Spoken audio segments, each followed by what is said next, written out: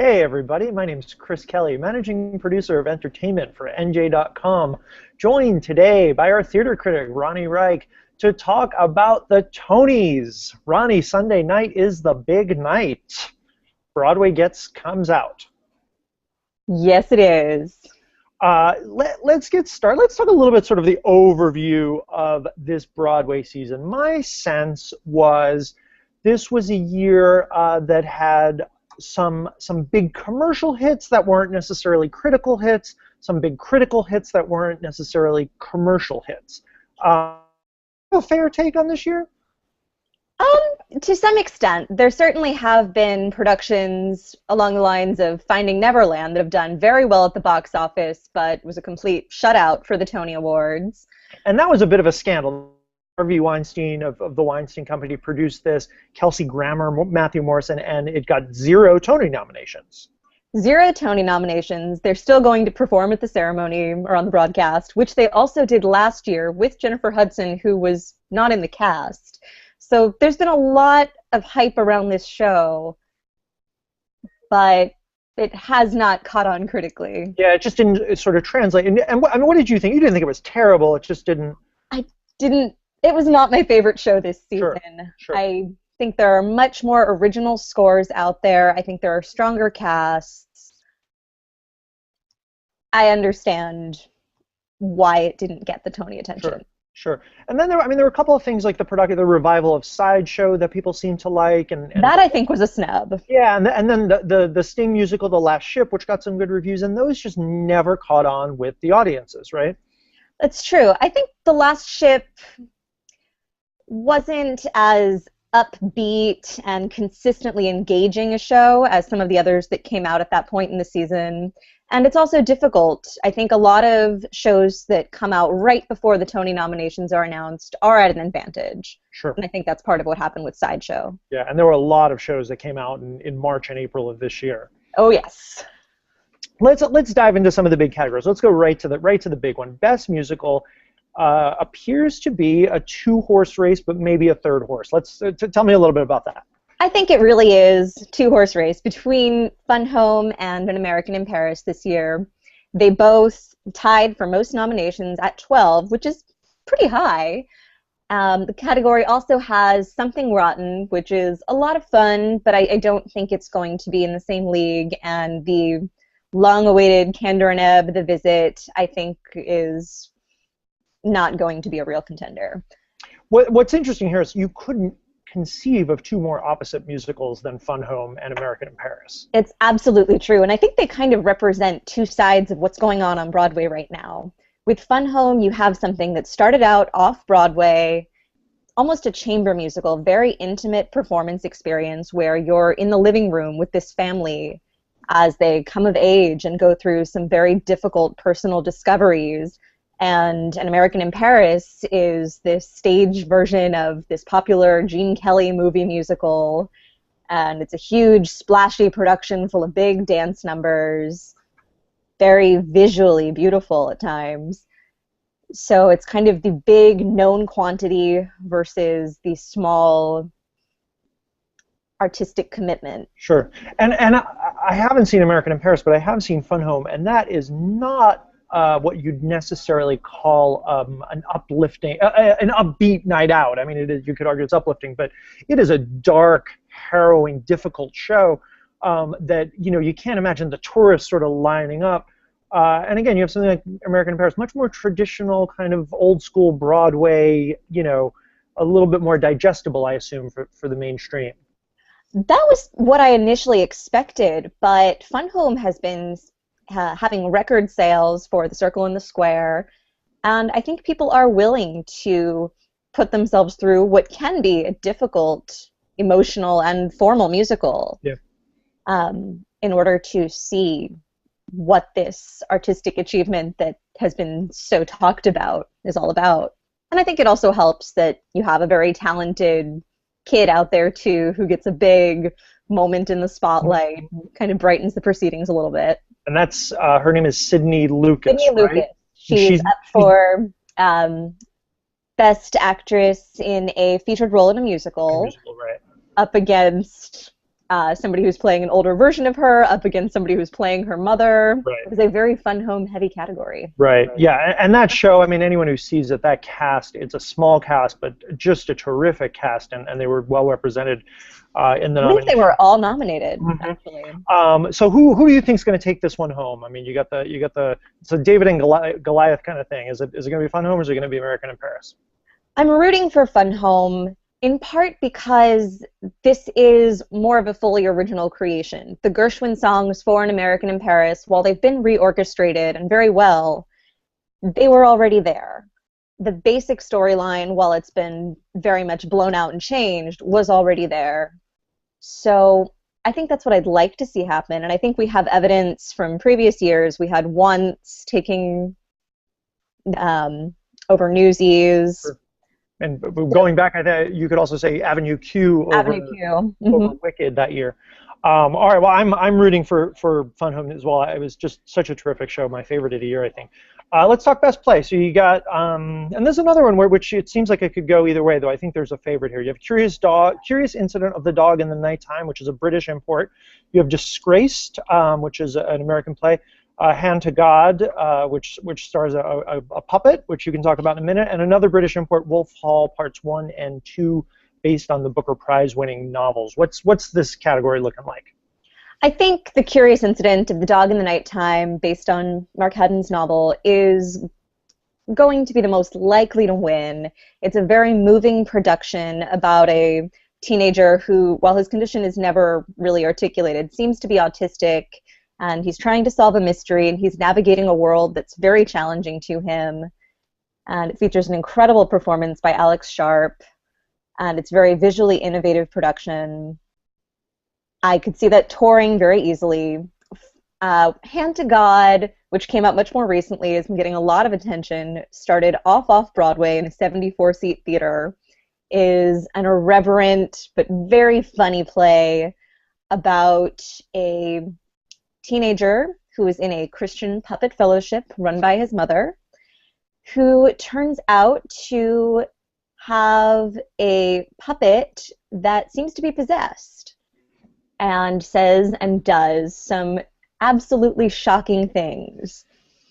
And yeah, I'm with you. I thought both of these plays were terrific. I really was very moved by Curious Incident of the Dog, but I also thought Hand to God is so offbeat and weird and scary at parts and completely profane, and in a very, very quickly infamous sequence in the second act where the puppets get intimate with each other. And again, you have the sort of two frontrunners are really, really different shows this year. Yes, sorry about that. No, you're fine. Okay. I do think that they're so different, and it'll be interesting to see how that all shakes out. There were walkouts at the performance of Hand to God that I went to, and I wonder if there will be some Tony voters who take offense or who worry about the commercial prospects. Sure. Well, that said, though, I mean, again, not to harp on how dark and harrowing everything is this year, but Curious Incident of the Dog in the Nighttime is a tough show. I mean, it's very emotional and very sad at points. I mean, it opens with a dog getting killed, and this boy's trauma and crisis, and trying to find his mother through London. It gets really intense. Our audiences seem to be embracing this sort of stuff, right? I think more so in plays than in musicals. I think there is still an escapist element to a couple of the big musicals this year. But I do think there has been a lot of seriousness in the plays. Disgraced, which I think was a really strong play, and I'm really interested in seeing more from Ayad Akhtar, really delved into some difficult questions of ethnicity and identity. And Wolf Hall was not exactly free of dark scandals either. And an ambitious. I mean, it's like 6 hours, right? I don't do anything that long, but I've heard. It's two separate plays. You can go for only 3, but yes, if you do want to see both parts of Henry going through his first couple wives, it's 6. 6 hours of British people talking is too much for me. Best revival of a musical. This is actually a really strong category this year. It seems you have King and I, On the Town, and On the 20th Century, all of which were very well reviewed. Who's going to win this one? I think it's going to be The King and I, in part because it is recent. It has some very strong and very well-respected cast members in it. It's a beloved classic musical. I personally was a huge fan of On the Town. I thought it was really refreshed, which is something I like to see in a musical. The King and I revival, while I thought it was beautifully done, is very traditional. I got to disagree with you here. I thought the King and I revival was the most overrated thing I've seen, and I don't know what people like about the show. And my big beef with it was Ken Watanabe, who was nominated, but a somewhat controversial performance, right? I mean, he has his fans, but he's also had a lot of people knocking that performance. I would agree that that was one of the weaker elements of the show. I think his English is not always as strong as somebody in an American musical should be. On the other hand, it's difficult to fault that when, for the character, it's realistic that it wouldn't be. But what I did find so strong about that revival was Kelly O'Hara's performance, and it's interesting to see her up against Kristen Chenoweth. I guess we'll get there. But also visually, the ship coming out on stage at the beginning of the production, the choreography of the Uncle Tom's Cabin scene, well, and the sheer scale of it. I mean, there's like 50 people on stage at any given moment. Yes, plus this huge, lush orchestra, which is way too rare on Broadway these days, and something I'm always trying to push for. It's nice. Fair enough. I'll grant you that, though. I ultimately agree with you. I thought On the Town was a just beautiful kind of throwback production that they just completely brought a lot of life into. Okay, so you think King and I is going to win that one? Let's jump into Best Actress, because this is you mentioned Kelly O'Hara. I think this is her like 75th nomination, and she's like the Susan Lucci of. She is. This is number 6. I really thought she should have won last year, but. For Bridges in Madison County. Beautiful, dramatic performance. Jessie Mueller was great as Carole King. And she ultimately won. So this year she's up against, it seems like her chief competitor here is Kristen Chenoweth for the revival of On the 20th Century. Which way does this go? These are such different roles. Kristen Chenoweth has this actress playing an actress, biggest diva in the country, show off everything that she can do kind of role, and she is perfect for it. And really it seems there's nothing she can't do and no amount of energy that she can't expend. Meanwhile, Kelly O'Hara has this classic character, but she brings such depth and such a fresh presence to something so iconic. And I think that's maybe not necessarily more difficult to do, but also worth honoring. I really don't know which way this one's going to shake out. I'm giving the edge to Kelly O'Hara because her time is coming, and Kristen Chenoweth has won before, but I won't be surprised if I'm wrong. Yeah, I think it goes the other way. I think that you get into the Susan Lucci trap, and they never let you out until you're like 90. I think she'll be on her 700th nomination before they give her a prize. Let's talk about one of the starrier categories, Best Actress in a Play. That seems to come down to between two very famous names, Helen Mirren, who's playing the Queen Elizabeth yet again in the audience, and Carey Mulligan from the revival of Skylight. Who takes that one? I think Helen Mirren takes this one. I was fond of both performances, but watching Helen Mirren do this long over time transformation, sometimes just switching so quickly from this young, unsure girl in this suddenly huge role to someone who's really trying to make an impact on her country and the world and doing so very confidently. It's really fascinating performance, and I think the kind designed to win awards in some ways. Probably right about that. Let's switch over to Best Actor in a Play. So I think a lot of folks sort of glancing quickly at this category, which includes Stephen Boyer in Hand to God, Bradley Cooper in Elephant Man, Ben Miles in Wolf Hall, Bill Nye in Skylight, and Alex Sharp in Curious Incident of the Dog, would think, oh, Bradley Cooper, he's super famous, and they love to give Tonys to super famous Hollywood people. But maybe not, right? Absolutely.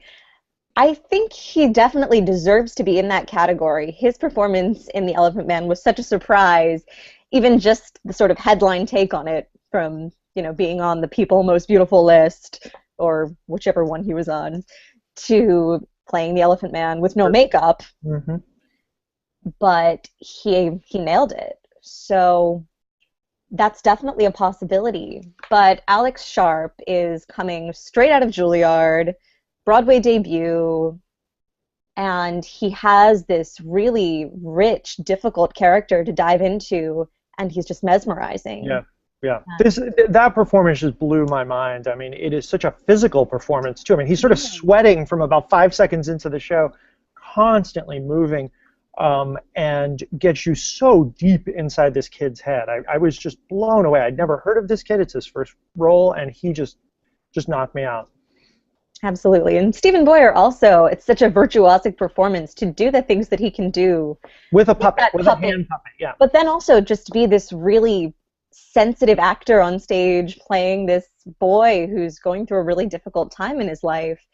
It shows such incredible range. I've had my eye on him. I think he was the fool in King Lear at the Public when they just did that, and yeah, and this really is somebody to pay attention to. Yeah, it's a real star-making performance, and in fact, I had seen Hand to God first and thought, oh, sure, Stephen Boyer is sure to win the Tony, and then I saw Alex Sharp in Curious Incidents. A really strong category and a strong year. We missed Best Actor in a Musical. Michael Cerveris for Fun Home, Robert Fairchild in American in Paris, Brian Darcy James for Something Rotten, which we haven't talked much about, Ken Watanabe, who we mentioned before, and Tony Yazbek for On the Town. Who gets that one? That's a tough one, right? These are some very different performances. In my predictions, I gave it to Robert Fairchild. I think he just has this charisma and this star quality, and we're not used to seeing somebody who's just such an incredible dancer. And his background is in dance, right? Yes, he is a New York City ballet principal, I believe. And then we have Michael Cerveris, who gives this real acting, dramatically strong performance as this tormented father in Fun Home. I think Tony Yazbek is in sort of a similar role to Robert Fairchild in On the Town, but again, I think that may fall into the trap of having just been opened too long ago. Ken Watanabe we talked about, and Brian Darcy James in Something Rotten has to really carry this comic show as the sort of incarnation of Nick Bottom from A Midsummer Night's Dream, as he's trying to write a musical with his brother, or write a play to compete with Shakespeare, and he gets the idea to do a musical when he goes to see a soothsayer, and that's what's recommended. And it's a very demanding role, has to be great with the comedy, the song, the dance, all of it, and I think he gives a really commanding performance that in another year could very easily take it, but I'd be surprised if it happens this time. You're leaning towards Robert Fairchild. And, I am. And that's another case a couple of years ago where Paula Schultz came in from the opera world and impressed Broadway. They gave him the Tony. They'll do that periodically. Any big surprises we should look out for? Any upsets you see on the horizon, or things that, dark horses you think might pull it off? I think the Best Actress category, one of the sort of dark horse performances, could be Geneva Carr in Hand to God, also in her Broadway debut.